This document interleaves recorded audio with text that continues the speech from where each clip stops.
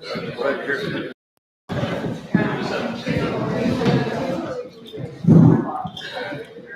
So, Adam, toast. You ready? Adam's ready. You're live to the world. Live to the world. Do you need this? I think we need to put a little more.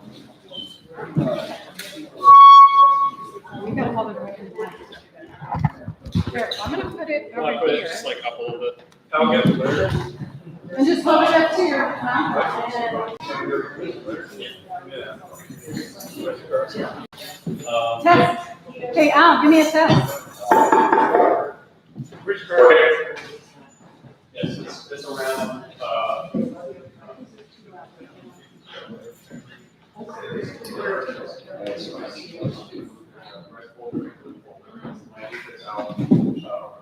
Right, we were. Yeah, and I can kind of grab it.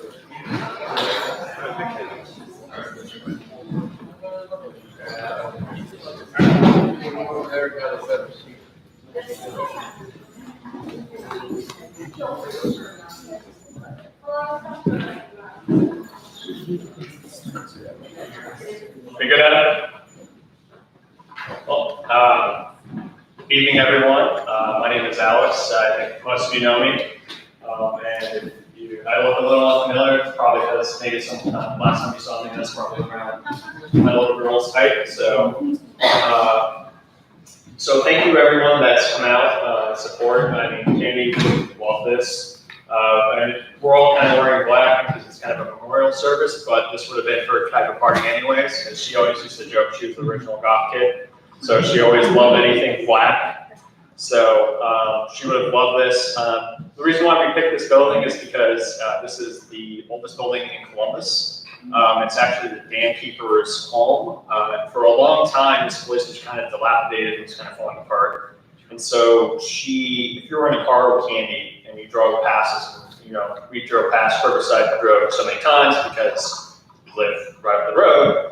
She'd always talk to her off about this update or status on it. They're fighting to get the funding for it, and they're finally fixing it. The roof caved in, and so she absolutely loved this place. And Candy loved everything in all history, and as many of you know, she's looked up family trees for people, many people in this room, and that was just her big passion, like this history and genealogy. So we know when we saw this place, we knew that it would be perfect for her.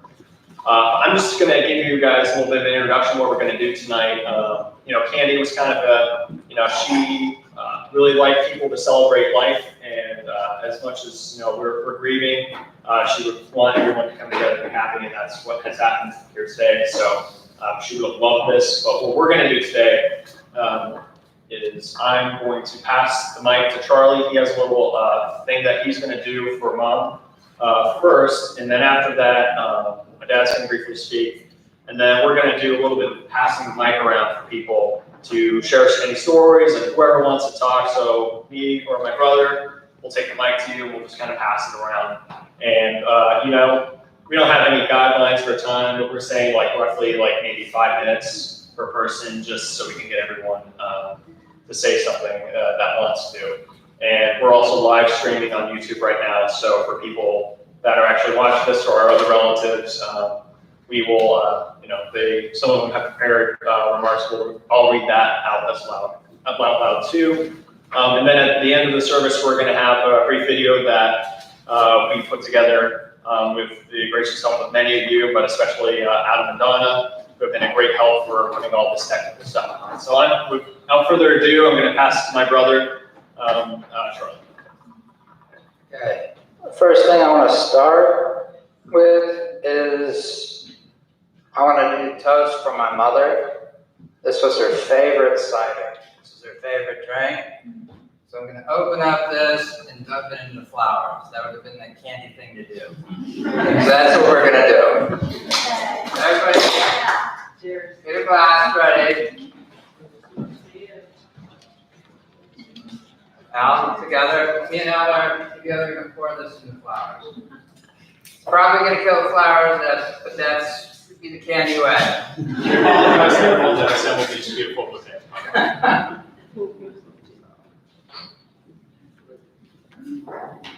I'm going to take each squid. Drink your dad, drink your dad. Can you take a swig out? Who's not first? You mind? Yeah, this was her favorite cider. My mom liked drinking cider. That was her favorite drink. But I'd like us to take a moment of silence. Just think about a memory you have of Candace. Just for the next 3 minutes, whenever I say we're done, I want us to reflect on Candace's life, what kind of impact she had on us, and what she meant to us.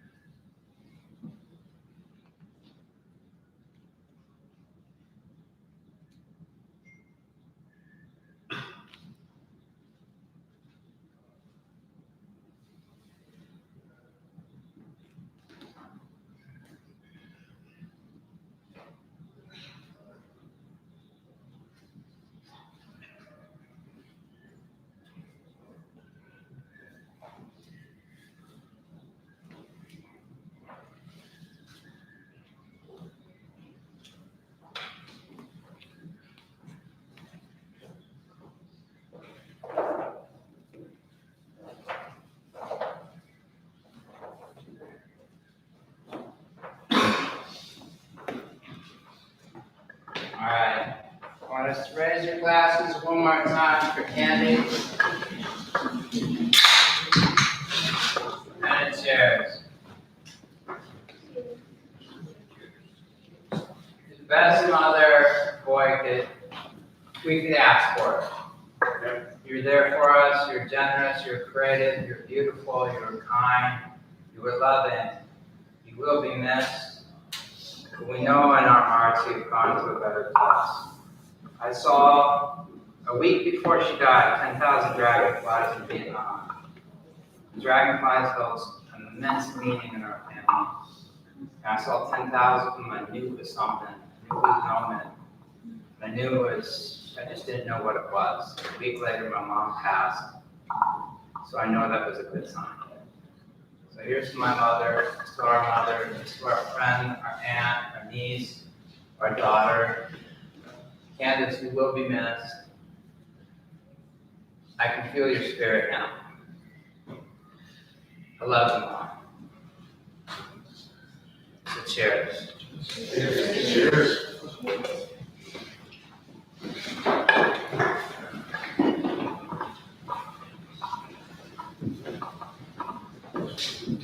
Thank you, Charlie. So now I'm going to pass the mic to Candy's husband and then our father, Ron, and he's going to speak about Candy. Thank you very much. I really appreciate it. It's amazing how many people have come from far away. So Charlie is the farthest in Vietnam, but we have people from Florida and Connecticut, upstate New York, come up from Virginia, out from California, from Washington State. We do have people that are going to be watching us on YouTube Live in Florida and California and also in Vietnam. So this is almost like an international thing going on. One of the things I've been reflecting on in the last 10 days is I think when you're with a spouse for as long as I was, it was 36 years. So I met when I was 19 and she was 25, so she was an older woman at the time. And one of the things I've been reflecting on is that your wife teaches you many lessons. So I'm going to tell you one lesson that she taught me fairly recently. A couple of years ago, I was applying to jobs. I was doing this job application, and I was doing phone interviews, and I was going to live interviews. And then one of the things I found was that when you go to apply for a job, they ask you about what is your greatest weakness. And I thought, well, because I'm an optimistic person and I'm always looking forward, I never spent a lot of time thinking about what my weaknesses are. And we're sitting in the family room, and Kenny's sitting on the couch, I'm sitting on the other couch, and I look at her and say, you know, when we're doing when I'm in an interview, they ask about what the greatest weakness is, and I'm just wondering what you think. She talked too much. And I said, that's the lesson. I think you're correct. I do. And that's why I'm going to pass the mic right now. So thank you very much.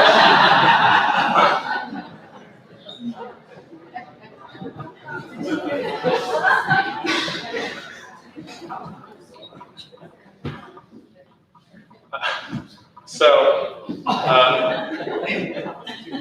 where to go after that? Well, I think one way to go is, I think everyone is laughing here because they kind of knew Mom's personality. And, you know, she was this personality where she told you exactly what you thought. And I remember, just a good example of this is, you know, it's many years ago, I was with these guys at this table, and I had an unfortunate dancing accident. And I had a black eye from that dancing accident that I carried with me onto a cruise ship. And I also got very sunburned. And so a couple days after returning from this cruise trip, I called my mom and I told her, it's like, how are you doing? And I was like, well, you know, it's good. You know, I got a really bad sunburn, and I already told her about the black eye, and she just said, word for word, she's like, well, you must have been hot stuff. So she always found a way to always take me back down to earth and always remind me. So she was always someone who told you what she thought. And yeah, it's hard to think of just one story to like signifies my mom, who she was to me, who she was to everyone. It's just a lot of little moments, you know. I can't count them many times that like we were in line at some sort of like fast food place or something, and she'd pay for the car behind us. Like she did that so many times. I can't, you know, I lost track. And, you know, this is a woman that, you know, she gave blood 393 times in her life. You know, at least that we know of from this past. So when they're tracking here at the Red Cross,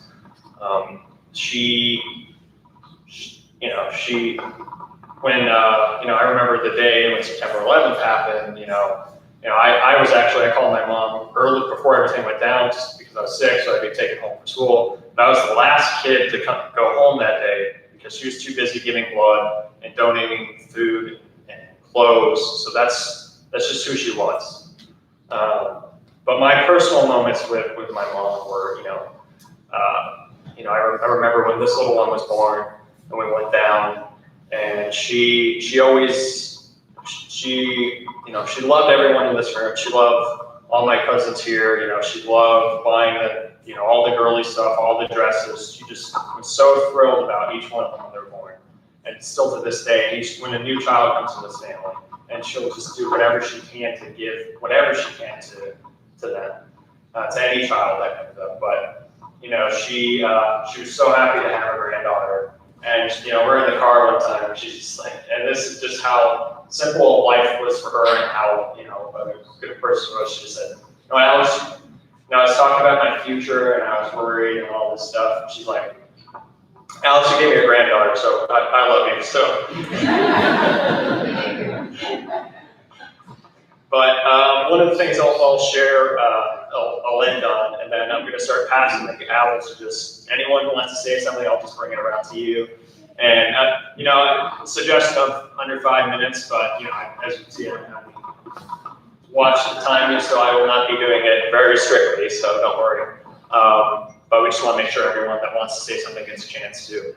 But I'll end on this. So many people know that I have this, let's say, borderline fanatical devotion to Jurassic Park. And most people I don't think know it's because it's the love of my mom, because I saw this movie when I was maybe about her, a little bit older than Nora right there. But I saw it, and I was so scared I couldn't watch it.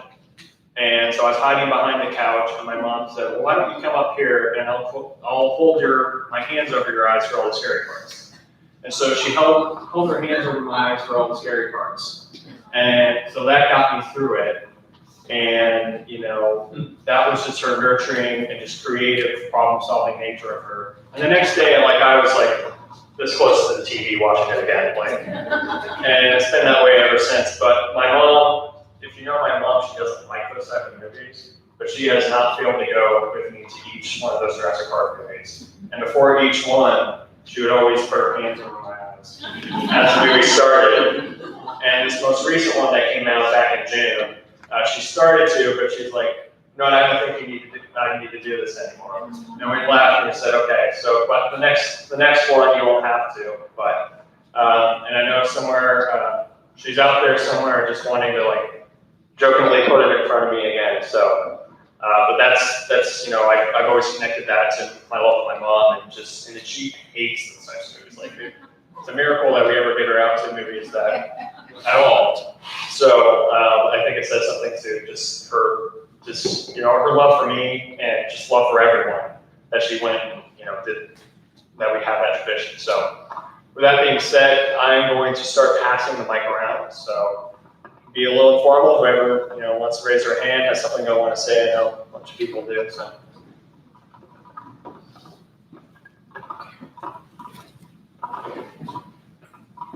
Yeah, I am Ron's dad, their grandfather, and her great-grandfather, which makes me feel a little older than I thought I was. But I wanted to first of all thank Clara for giving birth to a wonderful person.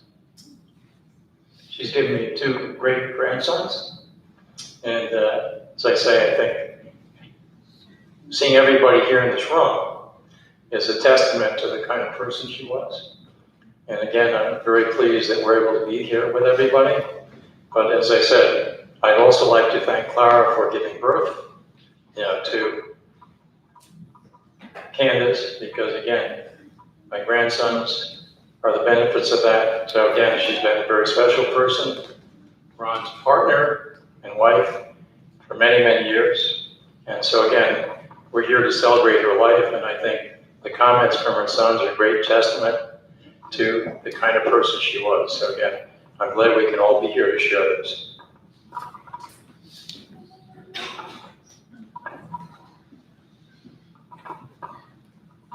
So I'll just pass it around. So just if you have a story that comes to mind, just if you want to say something.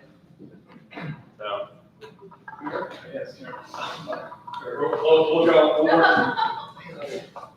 We'll go over there. Okay.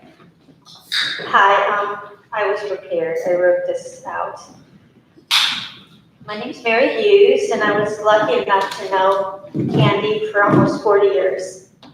We met when we were both attended Kent State University. We would run into each other around Kent from time to time and became best friends. She had a great sense of humor. Candy was an amazing person and a great observer of people and cats. When I met Candy, she was working 3 jobs. She was the hardest working person I knew. Later, she owned her own vintage clothing store. Candy touched so many people's lives in a positive way. She was passionate about helping her family, friends, and the community. She never knew a stranger. Candy loved to travel. Her favorite place was Aruba. We had the best time at Mardi Gras in 1984, where she met her husband, Ron. He was hanging out the car window dressed in a girl costume. We both thought it was hilarious. We danced in the streets of New Orleans and chased pigeons in Jackson Square until the sun came up. It was magical. I'll miss her. I'll miss our adventures together. Kenny was very proud of her 2 sons and their accomplishments. What a blessing she was to me and my family. Thank you, Candy, for being there for all of us.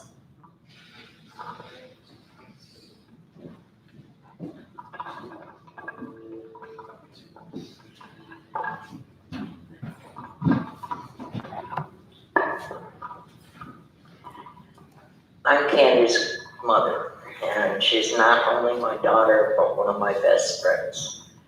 She's always been so loving and so giving and just outgoing for everybody. But some of her childhood, I used to laugh at her because she was the oldest, and she used to argue for the right to do all the things she wanted to do, where the rest of the kids just went and did it and then took the punishment. But I told her then, you should be a lawyer. So she ended up with a lawyer for a son. So, but she's always been so wonderful. And she's a great person. I loved her so much.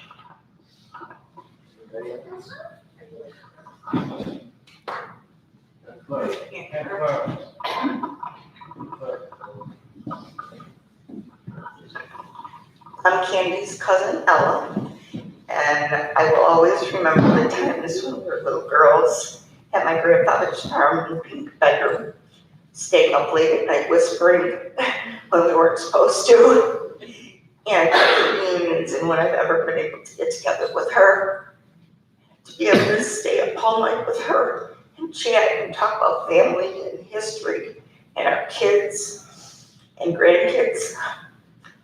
She's a very, very special cousin, and I will truly miss her.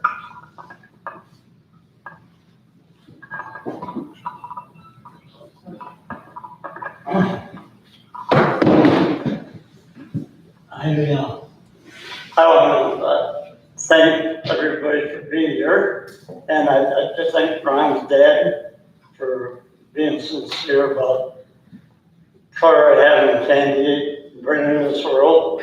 I also want to say that I'm very proud that she did have her, and the fact having her father makes me even proud. So I am very elated to thank her mother, and I thank her mother too. She helped me, and I helped her a little bit. So it's been a good road. And Candy has been a wonderful person. I can't say enough about her. These fellows are doing a terrific job, and I appreciate what they're doing. So with that, I just wanted to let you know that I'm the dad, and I appreciate all of this and all of you people being here.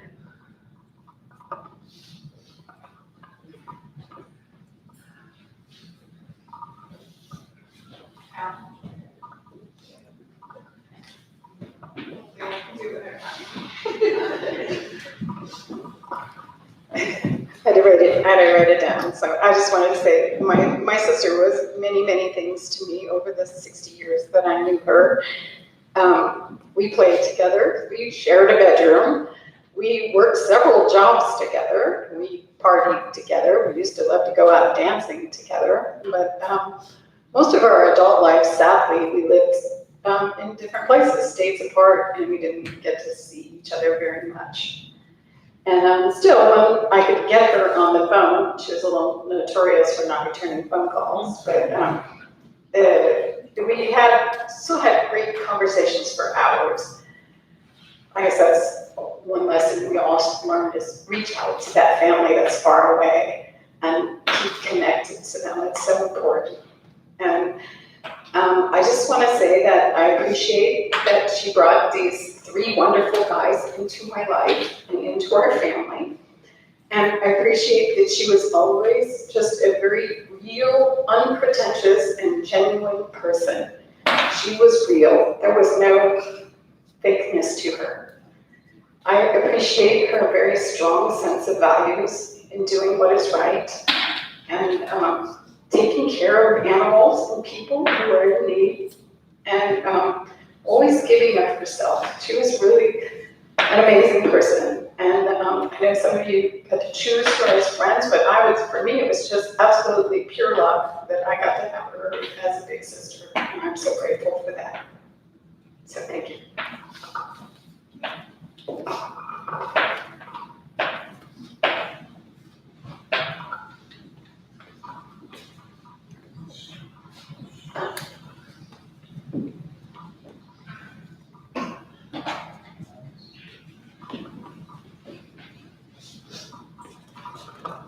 Thank you. I'm happy to walk around there if you do. Hi, my name's Casey. Charlie's a friend from elementary school. I didn't get to know Candace very long. It's just a short amount of time, but it was 2-3 years. But within that time, I have a lot of very fond memories. I remember first crab cake I ever had, she got to me, and yeah, definitely was a great memory for me. Also, we did a lot of school projects together, and I was always just amazed about the amount of time and energy she would put into these projects. The one that stands out the most was for Halloween. Charlie and I, we were a cat dog together. We really loved the show. We both loved comedy, and it was weird, and it just made sense for us. And she took the time to make this very elaborate, large, 2-person costume. And it was definitely the highlight of my Halloween experience. It was really amazing. So yeah, it's like I regret not knowing her more, because now it's like I can really feel the energy in the room, and it's like I have no doubt the kind of person she was and the influences she had on everyone around her. So just want to say I was blessed to know her during that time when I did. So.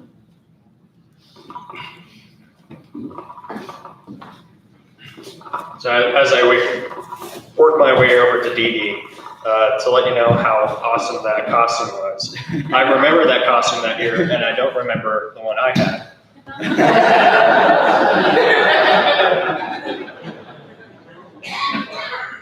They call it costumes or family traditions.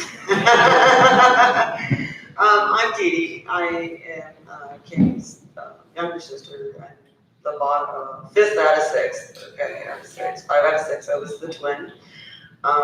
Kenny, I can't even describe how much she meant to me, but I want to tell you about when we were snuck out of a hotel in the middle of the night. We were going cross country with my mom and my dad. We were in our 50s. We'd gone to the family reunion. On the way back, we decided to stay in Buffalo. And Candy's going, it's like 2 o'clock in the morning. I'm a smoker. I go out for a cigarette. She comes with me, and we go to 7-Eleven. She goes, "You haven't been to Niagara Falls yet. It's been a long time. You don't remember. It's only 30 minutes away. Let's go," right? And I'm like, middle of the night, mom and dad are sleeping. Okay, let's sneak out. We wandered around Niagara Falls all night long, talking about our lives, our families, and reconnecting. So fun. And then snuck back into the hotel room and shh, don't wake mom and dad. You know? That's the kind of big sister she was. I really think that she would want us to live in the moment and seize those moments so that we can have those memories.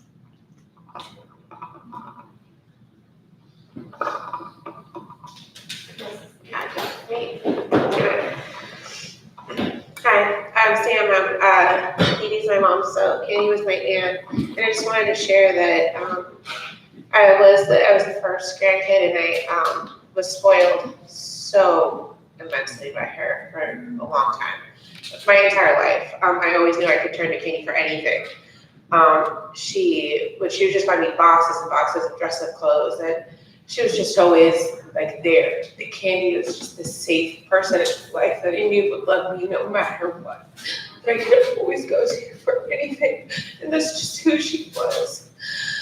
And it's such a hard loss. It's like you don't expect that to be gone, but just a really beautiful person. And she looked at all my cat photos when I pulled them up on my phone. Because she liked them. She wasn't just pretending. And she would. Every year for Christmas, she just find me the quirkiest, fun things. I'm like, you know who I am. She paid attention to every birthday. You know, she knew details about people's lives. It was just such a thoughtful, beautiful just champion. She always had your back, and I'm just gonna miss her a lot. I just wanted to say that I love her with my whole heart. I just think that's what she would want us to do, is just love each other fully and passionately, without reservations and fear, because that's who she was. She never held back. Thank you.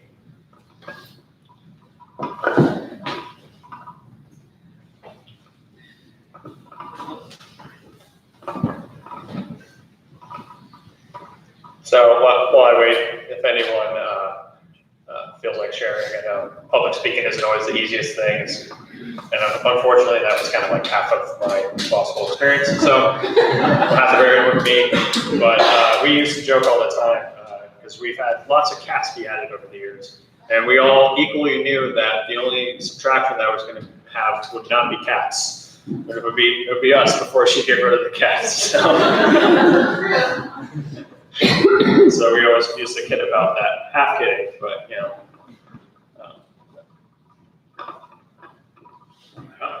Grandma again.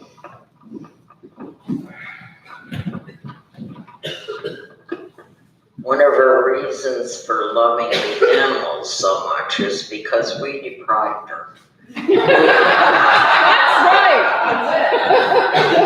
We had a pony, and we had to get rid of it when we moved to Arizona, so we gave it to Ken's sister. And she cried over that pony for the next year. So I said, no more pets. It's bad enough to deal with 6 children and moving, but to deal with pets too, no. So we didn't have another pet for 13 years. And so from then on, Candy has been in love with anything pet, whether it's raccoons, cats, or whatever.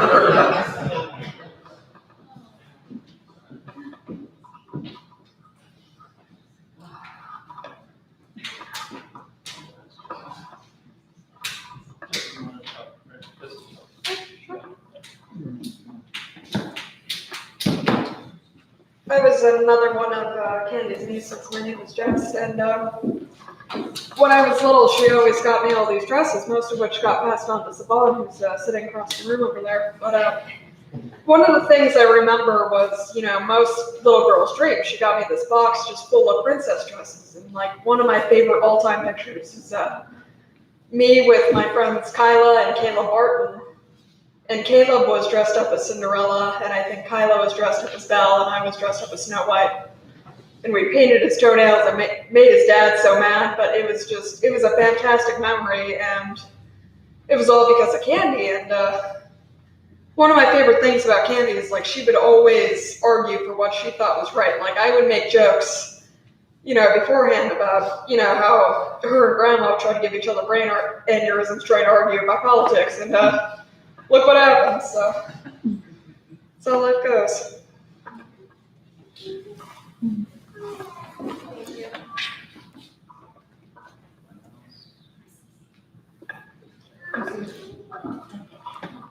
I'm Jenny. I'm Candace's friend here in Columbus, and we met about 20 years ago. And yesterday when I was at the garden show, I saw this little sign that said, I prefer not to think before I speak. I like to be just as surprised as everybody else. and so I'm not really sure what I'm about to say. But there's just so many great memories. But she helped me with the ancestry. We tromped around the graveyards in Hocking County. Alex was part of the time, looking for great-grandparents and for great-parents. But I think one of the most remarkable things is that I grew up here, and I have friends that I've known, you know, for over 50 years. And when my friends were going out, I just call Candace, and she'd come along and just fit right in, like I've known her 50 years. And what was remarkable was when we get together, some of the friends that I've known for that many years, because Candace was so diversified in all her activities and things that she was interested in, I would learn things about my friends that I probably should have known when she, you know, in conversation. But I'm just going to really, really miss her. I could call her at a drop of a hat. We want to go to a movie. I'll be over in 15 minutes. hadn't maybe talked to her in 6 months, and I could do that. So it's gonna be really hard, but it's really glad to meet all of you, family and everything, wonderful, and I can see why Candace is so wonderful. Tell them about the rocks. Oh, Oh, yes. okay, I brought some rocks. I'm a rock hound, and so we went up to the lake a lot. We went to the War of 1812 reenactment up at Clinton Bay, and we went to the art show at Sandusky, the Film and Art Fest, and picked up a lot of rocks then other times. So I brought some rocks, and there's some markers that if you want to just jot down on the underside of the rock, thought, a word, something that reminds you of Candace, that would be great. And then we're going to give Ron, Alex, and Charlie a bowl of rocks. So, and thank you. Nice thing about rocks is they never go away.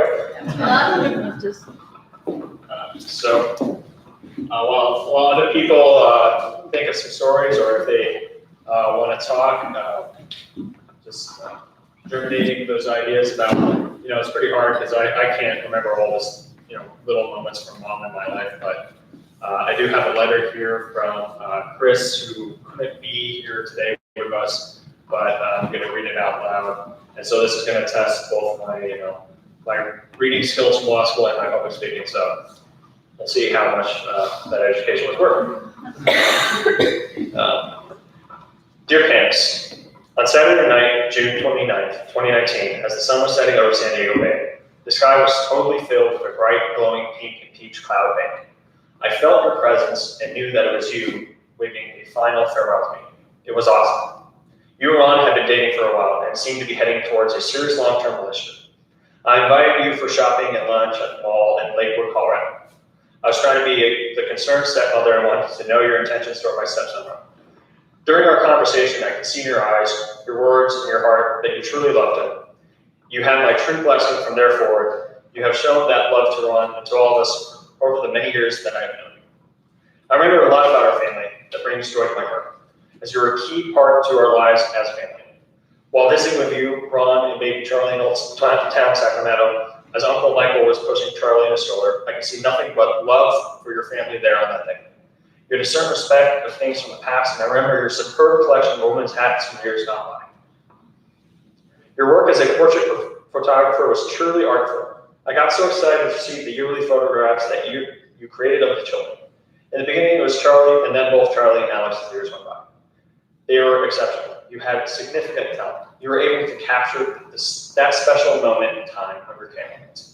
Your ancestry research of the McChesney family tree was extensive and time-consuming. You created binders that outlined a fine family going back many generations. You even made a Beck Buxton family tree for me. It meant so much to me that you did that, just for me. Through your research, you brought together the McChesney cousins, children of Uncle Melvin, that allowed for a connection of Roy and Rosanna Strasbaugh, Barbara and Brian Rosanowski, and Sandra Young, and they didn't have that before. We hosted a huge Thanksgiving weekend getaway for everyone in San Diego to celebrate our now larger family. Candace, we did not talk on the phone very often, but when we did, it was for hours at a time. When we sent text messages, they were so long and so many that they arrived in a jumbled fashion.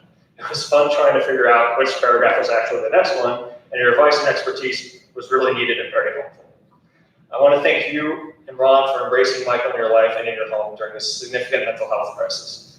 You did all the right things to get him the healthcare treatment he needed. You were my angel here on earth.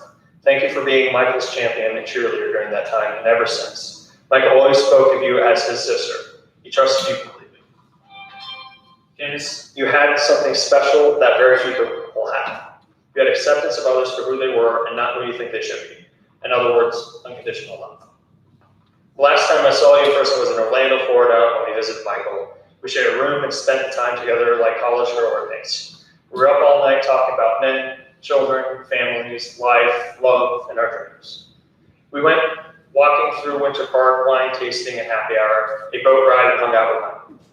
That's when I found out how much we really had in common. Most important, that you suffered significant pain from arthritis in your knee. I encourage you to take the opportunity to get a knee replacement, and I hope that enhanced your life for the band. But I am so grateful that I was able to provide assistance to you, Ron, and Charlie, and Alex's educational dreams. Charlie headed to Cambodia and then on to Vietnam to pursue his ecotourism dream.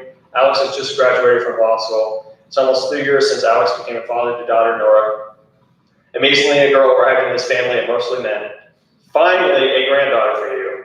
You were absolutely thrilled with joy and love for Nora, and it showed as a bright beam of light deep within your soul. Your passing was so sudden, I didn't get a chance to say goodbye. For that, I'm deeply sad and have great sorrow. For all the wonderful things you brought into my life and how you helped me along the way. May God bless you. Thank you for being my friend and my daughter-in-law. I will never forget you, and you'll be in my heart for eternity. Fondly, Chrissy.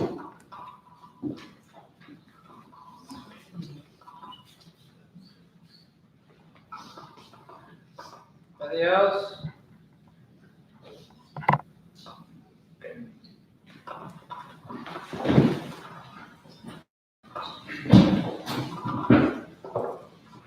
I don't know a lot of you folks. I haven't met a lot of you. I'm going to be honest with you. I didn't know Candy that well. I knew Ron. Ron taught me at Ohio Wesleyan. Happened to take class with him right in the moment when, you know, you're kind of making a lot of life choices. I was about 19, didn't know what I wanted to do, didn't know where I was going to go.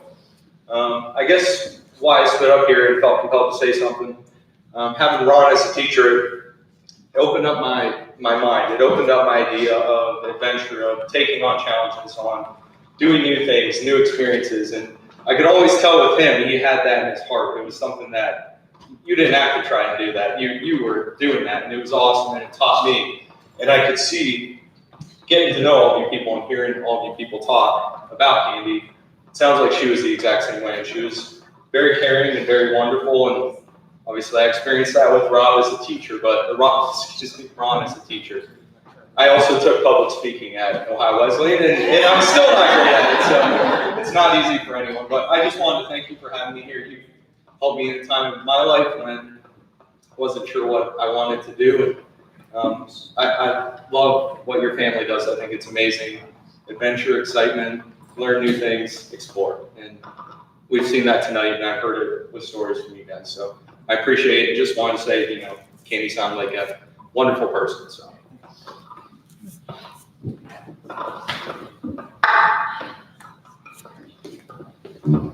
Okay. So I'm going to hand the phone back, the mic back to Chuck. And he's got something he wants to talk about. Actually, that's a good segue because I'm like the perfect combo between my father and my mother. I became a teacher this last year. I taught a year in public school in Saigon, Vietnam. So I very much saw my creativity coming out, making costumes like my mom once did. And I found a love for teaching. I really like this work I'm doing, but I'm seeing my adult life, all the lessons I learned from my father and my mother come to flourish over the past few years. At summer camp, it was the weirdest thing because no one tells you what losing a mother is going to be like. The first 2 days, really, it was horrible. But then I felt this inner sense of peace come over me. And I haven't been that sad because I know she's moved on to a better place. I've seen it happen. On the airplane back, I felt this inner sense of peace. I was completely at peace at the airport. Flying back here, I knew I had my mom's spirit among me. I felt it deep in my bones. Like, I know she's moved on to a better place and she's comforting me. And really this whole week, it's been just calm, peaceful, and I can see Candy moving. But Candy, one story I'd like to tell that she'd always pick us 4-leaf clovers for luck. And Elijah found one. I'm not sure what Elijah's at, I found the other. But when me and Al were growing up, she'd pick us 4-leaf clovers for luck. And I just remember her looking for 4-leaf clovers, telling us about that. She made our childhood magical. She made us all sorts of costumes, and she took us on treasure hunts. She'd bury chocolate and then have a treasure hunt with a treasure map. And I've actually used some of the stuff at summer camp this year that I've learned from her with the kids, and wondering where I got these ideas from. It's not from me, it's from my mom. So I feel like, Dad's got a lot of lessons that he learned from Candy. And he's been a good teacher. It's good to hear that. He's been a great teacher in my life. Him and Candy took us on trips to Japan and Aruba and all over the Caribbean, and it sparked my interest in travel. And Candy liked to argue, and my brother likes to argue, and they're both good at it. So I feel like we had a great childhood. We had two great parents that worked really well with us and gave us the opportunities that we've had today. So I'm going to wear this 4-leaf clover, and I want my brother to wear the other one. I was looking earlier today because it's a memory I have. She always had her back. She always loved us unconditionally. And she loved everyone she met. If you had a good spirit about you and you were genuine, she'd love you unconditionally. And that's something I want to carry with me the rest of my days. The last week, I saw an omen, which in our family, we can talk about more if you want. It was the dragonflies. We had this when her brother died, so our entire house was covered in dragonflies. Dragonfly this, my mom by dragonfly this, so she was very well a believer of this. And in Cambodia, my last week, I felt like this weird sense of being with family. And there was 10,000 dragonflies. Dragonflies up high, up low, all around us in the summer camp, at the pool, at the beach. And it wasn't looking like they were eating anything. It was just like they were among us. It was the craziest thing, and I've only seen that once, so I knew it was an omen. But it's given me much peace. So you'll see all of us wearing these dragonflies, and it's the meaning in our family. And it started with Dan dying 10 years ago. And with that, I know my mom has joined Dan. So that's why I'm wearing this tonight. Dragonflies, has brought me a great sense of peace. And when I got on that airplane, I knew my mom was all right, so I hadn't grieved, I wasn't as upset because I knew she went on somewhere else. I felt that. I was actually on the beach, kind of like, I went to the beach after I drove back from where I sat on my bike, and I was looking at the sunset, kind of like Chris was. And actually it was kind of then on that I felt the sense of peace.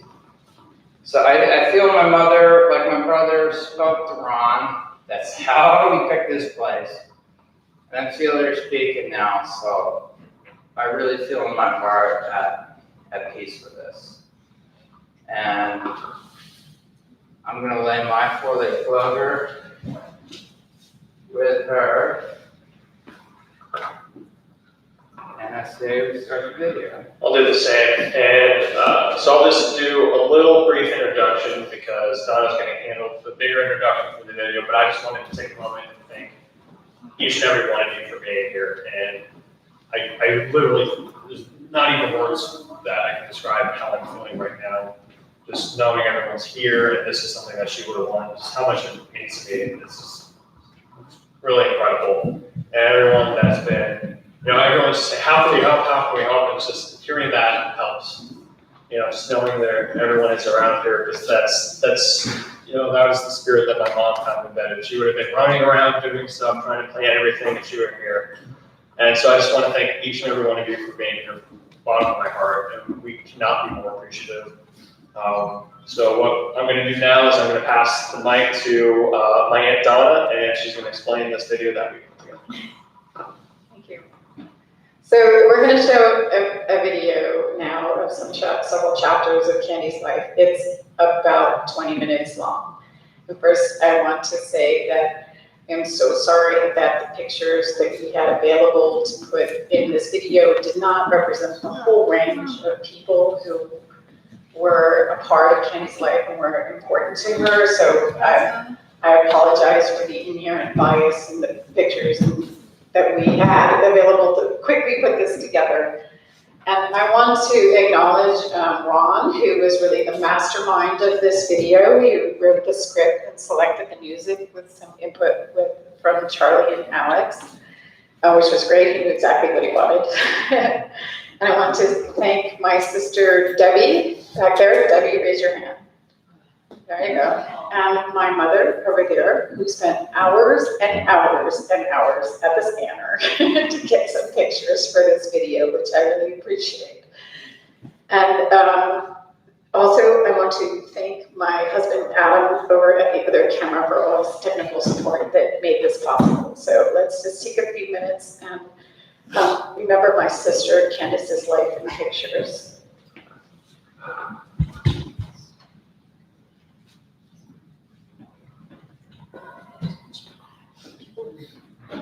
You need the sound. The TV sound.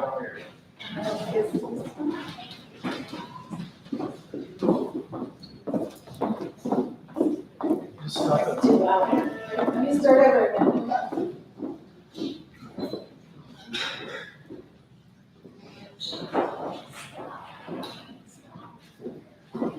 So the television sound needs to be up as well. It is on. There you go. 27. Okay. Let's try this with sound. It's better with sound. No one's actually seen this video. We haven't seen it all the way through. It's like what?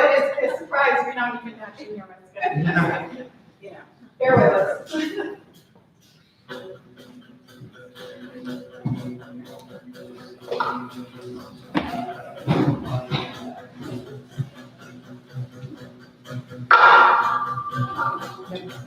In 1987, Ken Podger acquired a dominant in Syracuse, New York.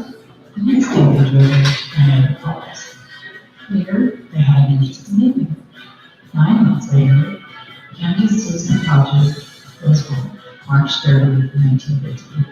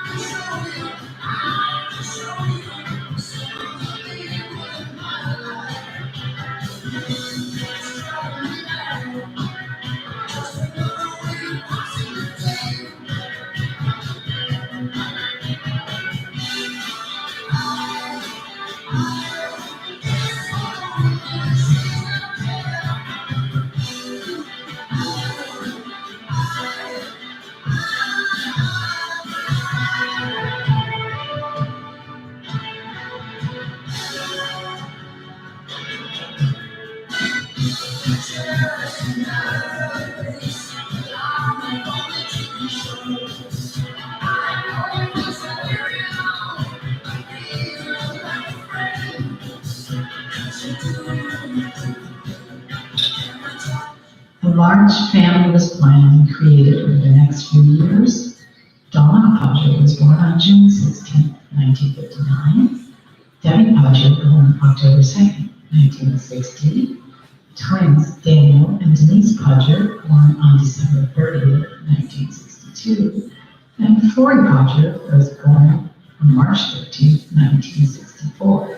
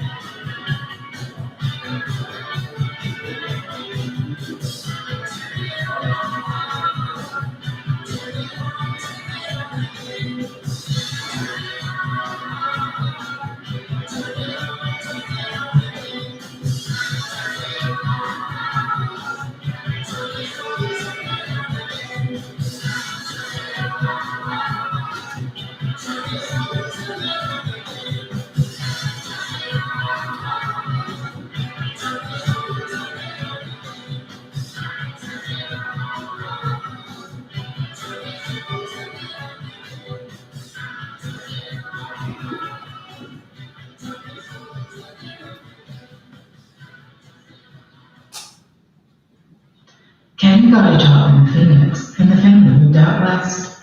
The kids played cowboys and Indians among the cactus. With 6 kids, a trunk with a camper shell, the family of 8 started moving about the country. They saw many national parks. The family was resourceful, independent, and inclined in all manner of mechanics.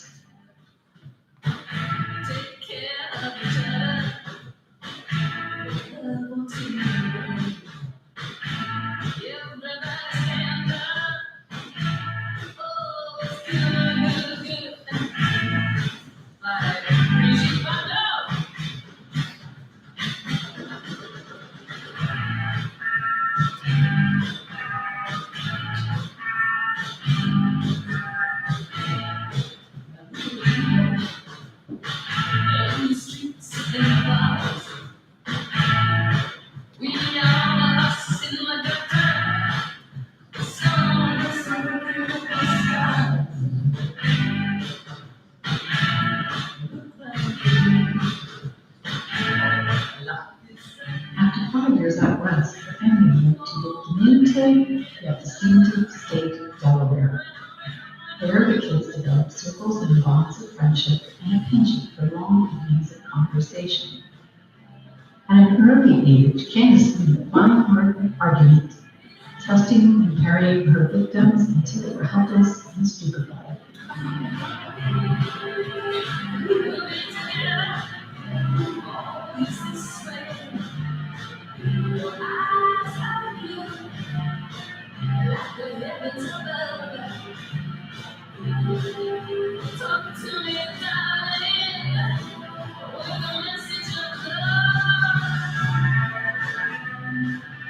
Before too long, the family moved to Pennsylvania, where while the black bears were smaller than the western grizzly, they were more numerous and enjoyed invitations to picnics.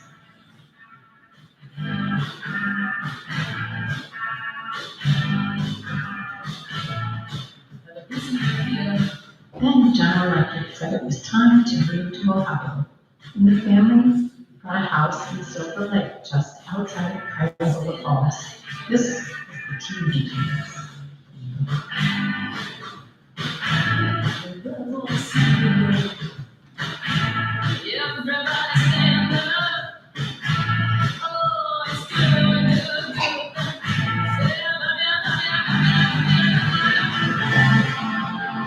Candace, being an early pioneer in women's rights, fought for many rights of getting a driver's license, staying out late, and doing whatever she wanted.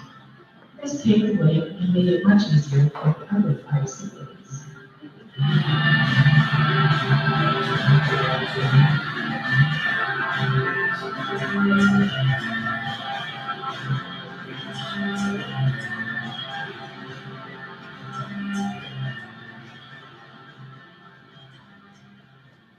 Now, just up the road from Cuyahoga Falls was the college town of Kent State University, where a few years earlier the tragedy at Kent State shooting had occurred. And it was time for Candace to leave, but not really leave, the Klan, and start her next phase.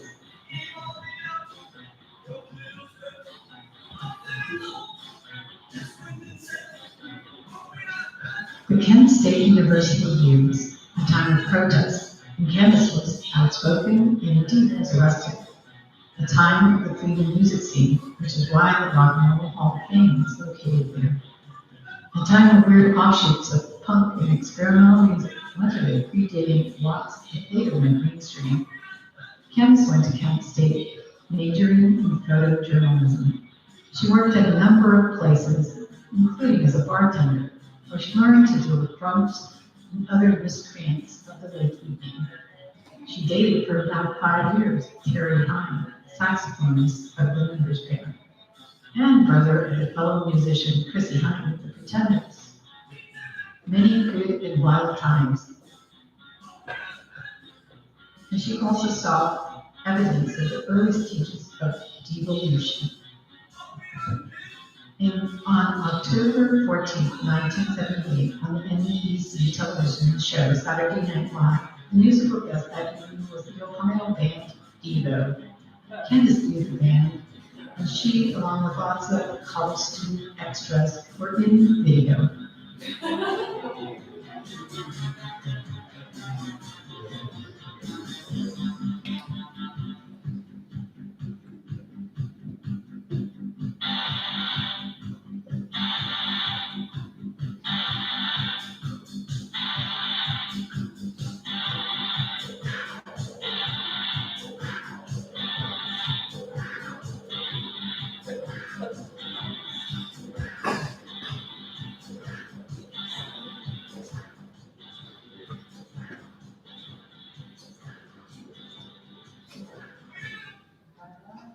Trip to New Orleans to find Ron at a different scene and an alternative vibe. In early March 1984, Candace and her best friend Mary went on a road trip. They drove south to New Orleans and checked into the Holiday Inn in the French Quarter. They went to the outdoor party. A group of 4 underage college students, at that time Ron was 19 and Candy was 25, started pestering Candace and Mary on a street corner. Ron apologized for their somewhat loutish behavior and offered to escort an expert tourist narration for the evening, an evening that lasted over 100 hours. About a year later, and after several cross-country visits and numerous phone calls, because there was no social media or net back then, Candace and Ron went on a month-long trip to travel throughout Europe. They visited England, Netherlands, Germany, Denmark, Sweden, Austria, Italy, Spain, and Scotland.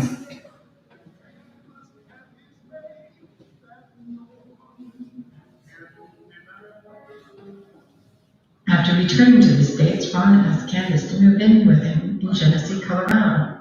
Candace negotiated terms, such as no old man behaviors.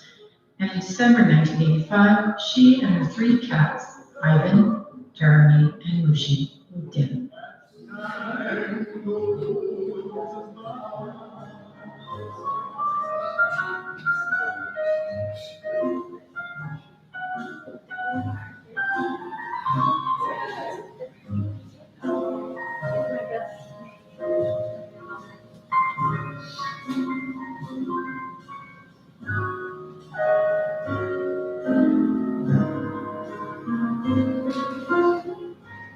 Candace and Ron moved to California in 1988.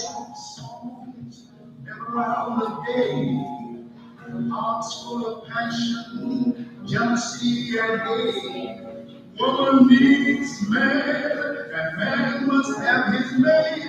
That no one can deny. It's still the same old story, a fight for love and glory, a case of do or die.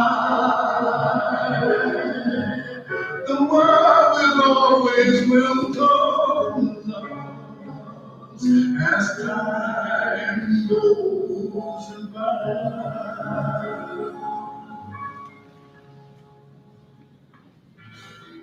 On October 8, 1990, the earthquake baked and shaped with the arrival of Charles Robert McChesney. Actually, Candace took to being a mother very fast, and she thought of every different thing she could to help, entertain, and show Charlie the world as she saw it.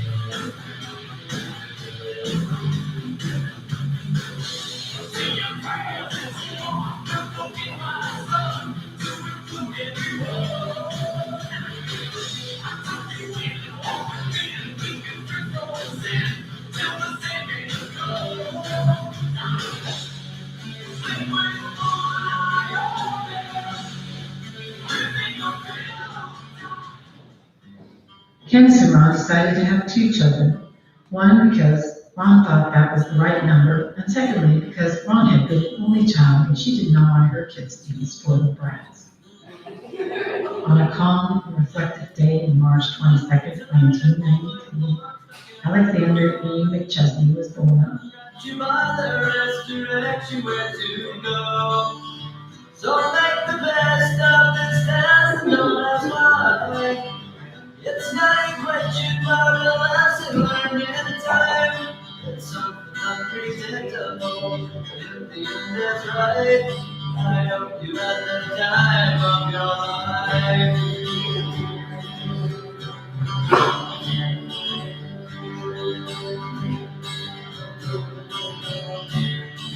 So take the photographs and still frames in your mind.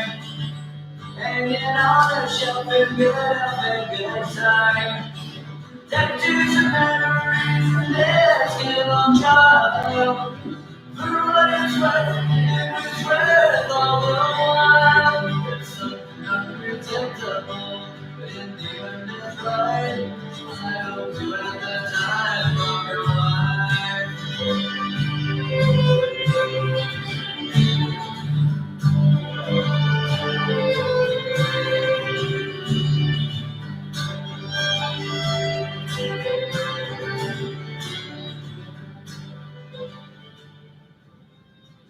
Half the size of the original Potter clan of the 1960s, the McChesneys of the 1990s also were travelers, more as flyers than drivers, visiting Japan, Alaska, Aruba, Bermuda, Puerto Rico, Canada, such as Vancouver, Montreal, and Halifax, and many states. A great moment was when Charlie and Alex could carry their own luggage.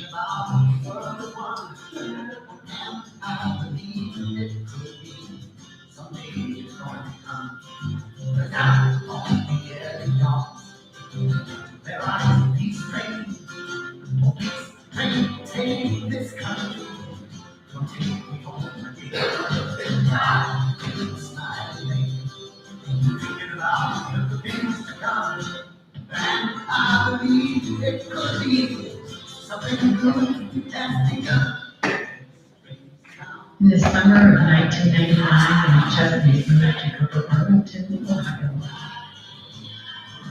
The kids became teenagers and then adults.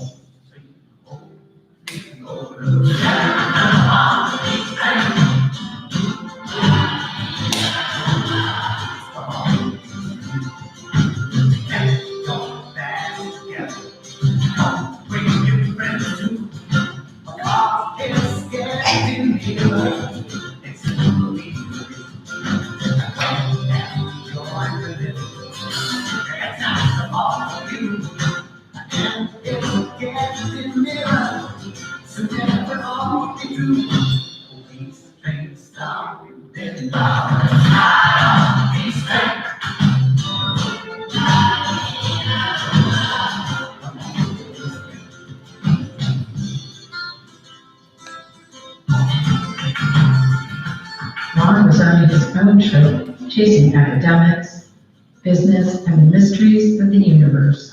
Candace pursued artistic pursuits, including 3 very interesting trips. She did extensive research on the Ohio Underground Railroad. She started doing genealogy, eventually working on about 50 last names and family lines, and this resulted in a number of connections that united people who had been apart for sometimes as long as 50 or 60 years. And she started going to the local Red Cross off of Bethel Road, making apheresis, that is platelet blood donations, every 2 weeks, resulting in 393 donations and the saving of many lives. Candace loved cats and had many cats in her lifetime. Many homeless cats found a good home and good care of them.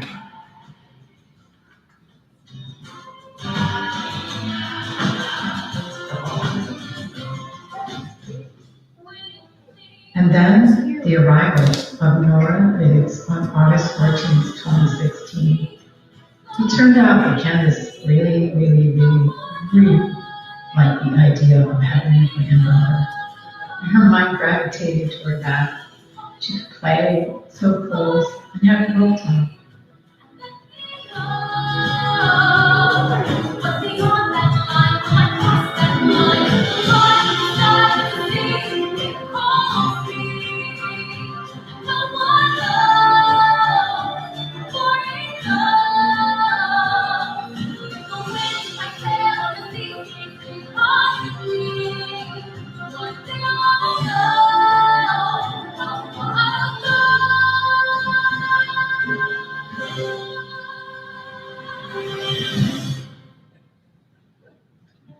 As the kids grew up and the house became more quiet, she had more time to visit with her extended family, who always enjoyed her generous spirit and sense of fun. I listen to the wind of my soul. Where I end up, where I think only God really knows. I've sat upon the setting sun, but never, I never wanted water once. Never.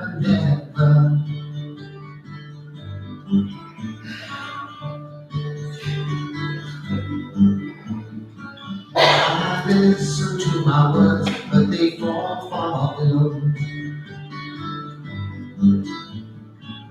I let my music take me where my heart wants to go.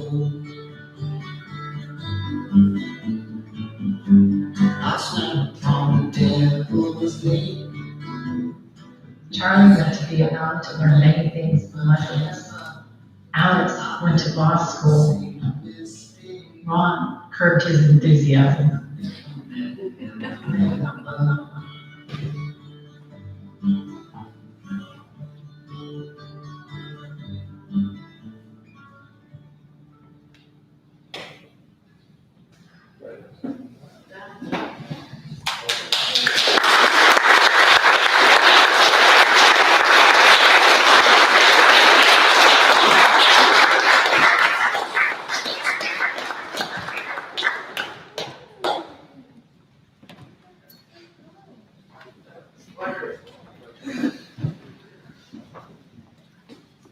Thank you, Ron.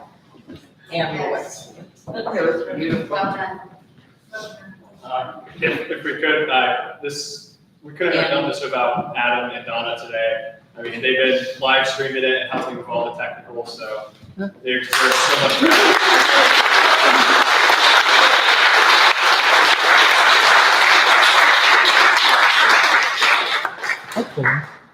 But as terms of the formal aspects of the evening, that is a wrap. But we encourage everyone to stick around. We have this place till 11 to keep enjoying food because we've got more than we're going to be able to fit in our fridge. And we're certainly not going to be able to drink all that alcohol. So,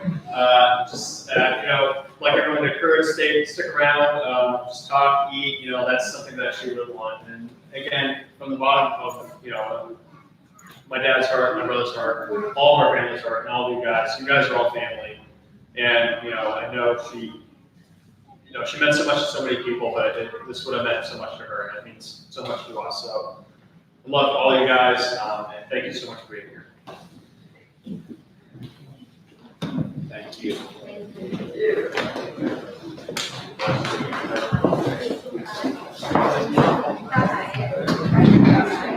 I know.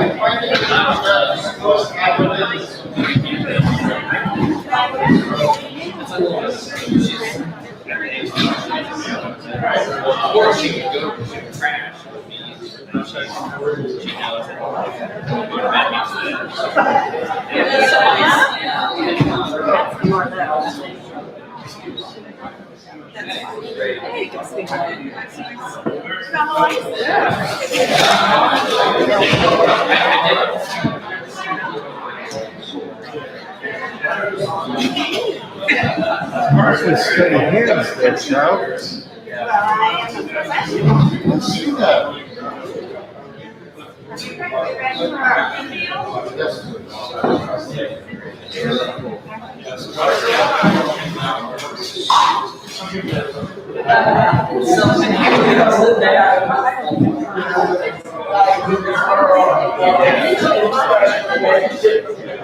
Yeah, I know.